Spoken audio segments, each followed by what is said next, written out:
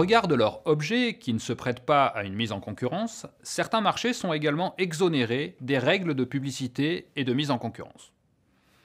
En plus des marchés conclus en application des règles internationales, de ceux liés à la sécurité ou à la protection d'intérêts essentiels de l'État et des marchés de défense et de sécurité, ces marchés dénommés autres marchés sont listés aux articles L2512.4 et L2512.5 du Code.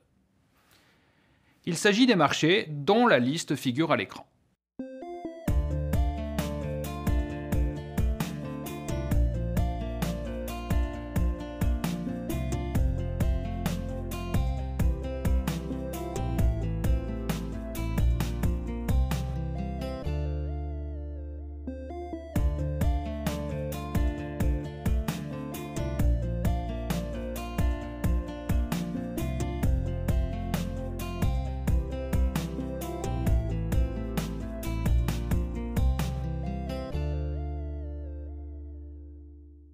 Par ailleurs, les articles L2513.1 à L2513.5 listent les marchés passés par les pouvoirs adjudicateurs qui bénéficient de la même exonération des règles de mise en concurrence.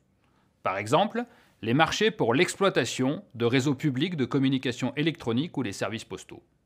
Et les articles L2514.1 à L2514.5 visent ceux passés par les entités adjudicatrices.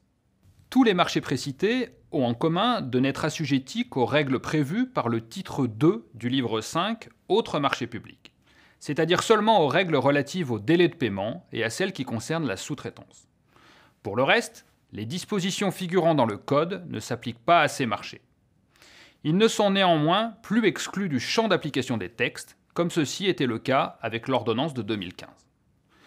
Mais attention, le Conseil d'État, lors de l'examen du Code, a rappelé que, conformément à la jurisprudence, les principes fondamentaux de l'article L3 peuvent néanmoins trouver à s'appliquer, selon des modalités qui doivent être définies par les acteurs de la commande publique.